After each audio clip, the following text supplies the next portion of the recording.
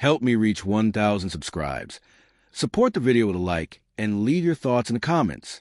I read every comment. Thanks. I didn't realize how much power silence had until I stopped feeling it for her. For 3 years, Emily and I lived in a cycle that felt familiar, almost scripted. We'd drift apart, she'd pull away, and I'd be the one reaching out, apologizing, explaining, trying to fix things that were never fully broken, just neglected on purpose. She used to say she liked how patient I was. What she really liked was that I never left. We met in Manchester at a friend's birthday. The kind where the music is too loud and everyone pretends they're having the time of their lives. Emily stood out without trying. Sharp smile, quick wit, eyes that looked like they were always measuring the room. I was 32, steady job and logistics, quiet confidence. She told me later that I felt safe. At the time, I took that as a compliment. The first year was easy. Not perfect, but warm. Weekend trips, late-night takeout. Inside jokes that didn't need explaining. Then slowly, the tone changed. Texts took longer to answer. Plans became we'll see. When I asked if something was wrong, she'd laugh it off and say I was overthinking.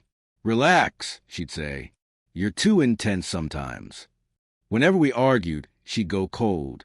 No yelling, no tears, just distance. She knew it rattled me. I'd send messages trying to smooth things over, replaying conversations in my head, wondering what I could have done differently. She always came back eventually. That was the pattern. Disappear, reappear, act like nothing happened. And I accepted it every time.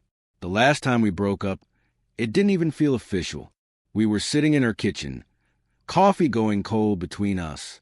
She said she needed space, that she felt smothered. I asked how long. She shrugged. I don't know. Don't wait around, okay? But her eyes said something else. They said she expected me to wait anyway. For the first week, I did. I checked my phone too often. I typed messages and deleted them. I told myself giving her space meant staying emotionally available. Then something shifted. Maybe it was exhaustion. Maybe pride finally woke up. I stopped reaching out. No long texts. No apologies. Just silence. Days turned into weeks. I focused on work. Started running again in the mornings. Something I dropped because Emily didn't like early plans. I reconnected with friends I'd neglected. There was an unfamiliar calm in my chest. Not happiness yet, just relief. Emily noticed. Of course she did. One night, close to midnight, my phone lit up. Are you okay? Simple message. I stared at it longer than I should have. Then I replied, yeah, hope you are too. Nothing more. Her responses came quicker after that. Casual check-ins.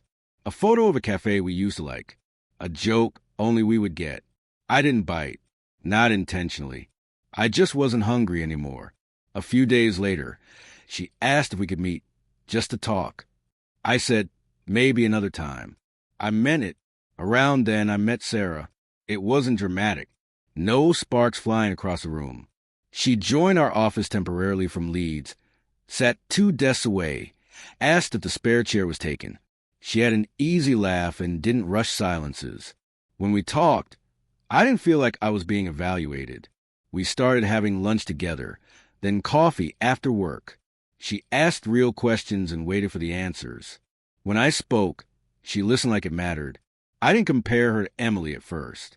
I just noticed how different it felt to not feel anxious. Emily called a night. She saw a photo of Sarah and me at a work event. I hadn't posted it for a reaction. I'd barely thought about it. So that's it? She asked, voice tight. You just move on? I told her I hadn't moved on. I'd moved forward.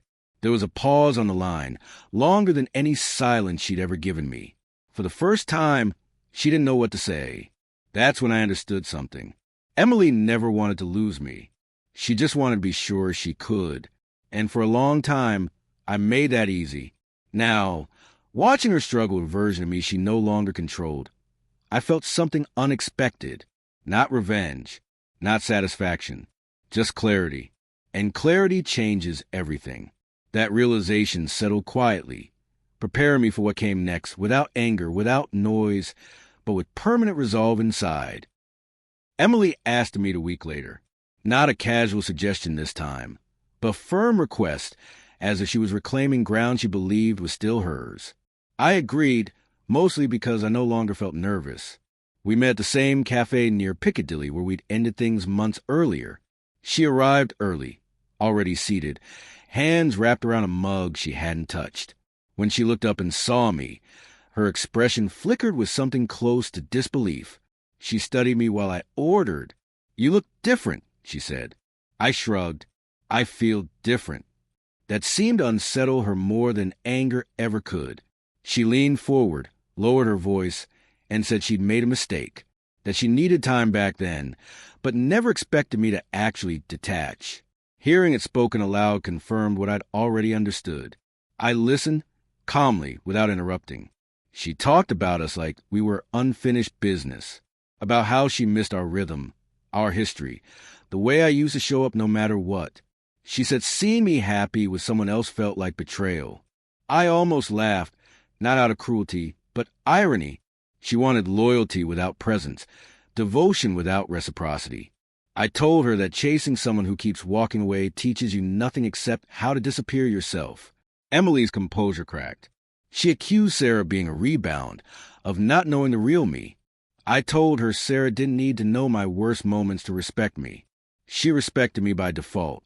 That silence followed again, but this time it belonged to her. When we stood to leave, she asked if there was still a chance. I answered honestly, "Not anymore." It wasn't a punishment. It was a boundary. Sarah never asked about Emily. She didn't need reassurance or explanations. Over time, I shared the story on my own terms. She listened without judgment, without turning it into a comparison. With her, consistency wasn't strategy. It was natural. She showed up when she said she would. She didn't disappear to test my reaction. She didn't mistake emotional availability for weakness. Months passed. Emily tried once more, a long message late at night, full of reflection and regret. I read it, felt a faint echo of the man I used to be, then closed the thread without replying. That chapter had ended quietly, exactly the way it should have. Thriving doesn't always look like success from the outside. Sometimes it's subtle. It's sleeping without checking your phone. It's laughing without wondering if it will be used against you later. It's choosing peace over familiarity. I didn't win because Emily lost. I won because I stopped playing a game designed to keep me small. One afternoon, Sarah and I walked along Canal, the air sharp with early autumn. She reached for my hand, not to claim me, not to test me, but because she wanted to. In that simple gesture, I felt something solid. No suspense, no fear, just mutual choice. Emily once believed I'd always be there, waiting in the background, proving my worth through persistence. She mistook endurance for love. Love isn't chasing. It's meeting. When I stopped running after her, she finally saw my value, but by then, I had already learned mine. That's the part no one warns you about. When you grow beyond someone's expectations, they don't just lose you. They lose the version of themselves that felt powerful around you. And sometimes, the greatest closure is an apology or an explanation.